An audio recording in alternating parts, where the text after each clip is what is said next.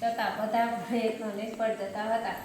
રાજાનો મહેલ નદી કિનારાના નજીક હતો. એક દિવસે રાણી રાજા મહેલના ઝરૂખામાં બેઠા હતા. ત્યારે તેમને ચાલો દશામાની વાર્તા સાંભળવા. જય દશામાં. પૂજા વિધિ કરતા જોઈ કુતૂહલવશ થઈને પોતાની દાસીને તે વિશે જાણવા મોકલી. દાસી તે સ્ત્રીઓને મળીને થોડી વારમાં પાછી ફરી અને રાણીને જણાવ્યું, રાણીબા, એ સ્ત્રીઓ દશામાનું વ્રત કરે છે. ત્યારે રાણીએ દાસીને પૂછ્યું કે આ વ્રત કરવાથી શો લાભ થાય છે? ત્યારે દાસીએ જણાવ્યું કે આ વ્રત કરો તો વાર્તા કઈ અસર નથી. પાટલા માથે આયા કળશે આવવો જોઈએ ને હાલો ઝટકારો એ આડો ઉતાર માટે તો મૂકવું હોય.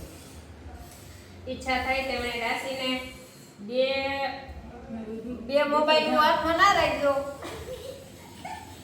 માતાજી યાદ કઈ તમને દાસી યાદ આવે દાસી ફરીથી તે સ્ત્રીઓ પાસે ગઈ અને થોડી વારમાં પાછી આવીને રાણીબાને કહ્યું,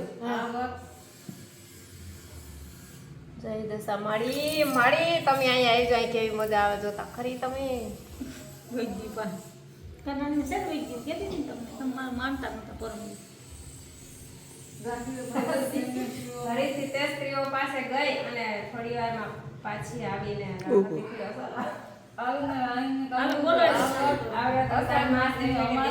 દિવસથી શરૂ થાય છે.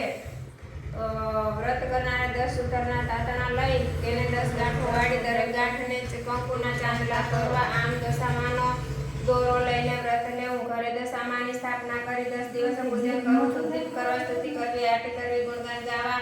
આમ 10 દિવસ ઉપવાસ કરવા, જાણ કરવા. પૂજામાં મુકેલ દશામાની સાંકળીને છેલ્લે દિવસે નદી કે તળાવમાં પધરાવી શક્તિ સંપત્તિ પ્રમાણે સોના કે ચાંદીની સાંકળી બનાવવા દેવી. આ વ્રતની ઉજવણીમાં બ્રાહ્મણને દાન કરવું, ફોટો પાડવો, ઘઉંના લોટનું ચૂરમું બનાવી ધરાવી પ્રસાદમાં વહેંચવું. 10 દિવસ જય દશામાં. દશામાને થપ કરવા, સન્માન પવિત્ર રાખવા. આ પ્રમાણે વ્રત કરી શકાય. ધાર્મિક સ્વભાવના કારણે મારો ઉતાર્યો હા તું મને ધ્યાન દે ઉતાર્યો કાલે તું ઉતાર હા પણ મને ઉતાર્યો અમારો નોસાલ ઉતાર લે તું હું એટલે વિડિયો ઉતારવો કે વિડિયો ઉતારવો ઉતાર દો. તમે પછી ઉતાર્યા રહી ગયો. લાંબી વાર્તા છે, થોડુંક ઉતાર્યો.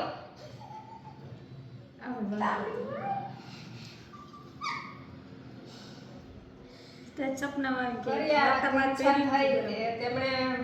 રાજાને વ્રત કરવાનું નક્કી કર્યું. તેમણે રાજાને આ વાત જણાવી તો અભિમાની રાજાએ વ્રત કરવાની સ્પષ્ટ ના પાડી દીધી. તેમણે કહ્યું કે આ વ્રત તો ગરીબ ગુરબા માટે હોય છે. આપણી પાસે તો ઘણી સુખ શાંતિ, ધન દોલત, નોકર ચાકર, બાગ બગીચા, રાજઘાટ બધું જ છે. તારે વ્રત કરવાની પછી જરૂર નથી. રાજાના ઉદિત થઈ ગયા અને તેમણે રાજાને સપનામાં આવીને જણાવ્યું કે તે મારા વ્રતનો અનદાર કર્યો છે, તેથી હું તારા પર કોપાયમાન થઈ છું. ભયથી થરથરી ઉઠેલા રાજાની આંખ ઉઘડી ગઈ અને તેમણે રાણીને સપનાથી ખૂબ ચિંતાતુર હતા. તે જ સમયે રાજાનો એક અનુચર સમાચાર લઈને આવ્યો કે બાજુનો રાજા મોટું સૈન્ય લઈને ચડી આવ્યો છે.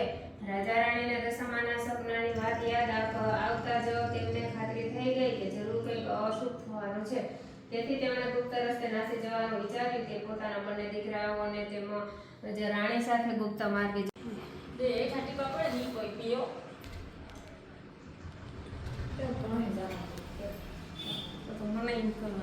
ના એ મારી તો પાસે પીએ કેમ કે કાંઈ હું પાઉં ને તમારા પાસે ન પી હું તો બેને છેલ્લું વાળો છે ખાસ પી ગઈ.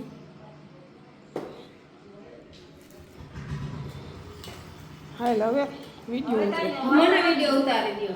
થઈ ગઈ તું હું ને આમ તો આ પૈસા હાલો માતાજીના દર્શન કરવા. જય દશામાં. ગુંદી ગાંઠિયા જીલેબા છે એમાં જવા તના ભાઈ પોતાને 100 રૂપિયા દીધા. હાય રૂપિયા બોલો મારે પડ્યા પી કે બોલે નસર કમ દઈ દે આજ દઈ દે. સરવાના જમણા તતા વાડીમાં પોતી હાલે સૈત્રાહી બે હર સાંજે સલાહ કરવાય સોખા જમણા ખબર છે તારી ચાર માસ મોકલ ચાર બેન બોલી બદલી ગરમ જય માતાજી. જો દશામાં દૂધ પીવે છે. મારા હું પીએ દોરીએ દે વર દશામાં દૂધ પીએ જો. એ કે મૂર્તિ બધા છાટા ઉડે કીડી ડગલા પા ટીપુ અસલમાં પી ગયા ક્યાંય ટીપુ નથી પડ્યું પી ગયા વાટકીમાં પડતું હતું થોડું થોડું. એ ભલે પડતું હાલો જય દશામાં. આ ફૂલડા ઘડીક વાર લઈ લઉં હો સાંઢળીને દૂધ પીવે જો. હા એટલે ઓરિજિનલ ના કલર એવું છે મમ્મી બેન લાલી કે જો આપણે નથી કે માતાજી આપણે એબીસી કરી કે આવી રીતે મધુ વિડીયો ઉતરી ગયો. ફોટો પાડવો છે મધુ તારે?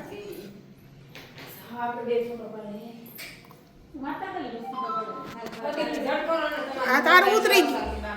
આ ઉતરી ગયું તારું. ફોટો પાડી દે આ ફોટો પાડ દો. જય માતાજી. માતાજી કે રે ઘરે બી દોડ લાગે મોબાઈલ લીધે ને મમ્મી અમને બસ તમે ફોટા પાડ્યા માતાજી